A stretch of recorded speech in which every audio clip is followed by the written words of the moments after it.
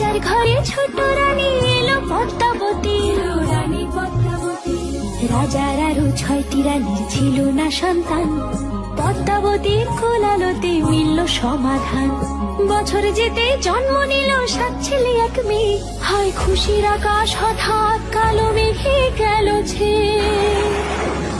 হিংসেতে যায় জ্বলে পুড়ে বাকি 6টি রানী, যুক্তি করে ঘটায় ওরা 7 কুমারের হানি। সুযোগ মতো 7 ছেলেকে মাটিতে দেয় পুঁতে, বাঁচে একা পারুল, ওরা পায় না তাকে ছুতে। ধাইমা বাজায় সেই মেয়েকে বড় করে তোলে, 7 ভাইকে পায় যে পারুল 7টি চাপা ফুলে। এত কিছুর পরেও রাজার বিপদ যে কাটে না, সূর্য নগরে সুখের সূর্য আর ওঠে না। হিংসা বিবাদ বিচ্ছেদ আর প্রেমের কাহিনীতে পারুল বোন কি পারবে 7 ভাই চম্পাকে জাগাতে।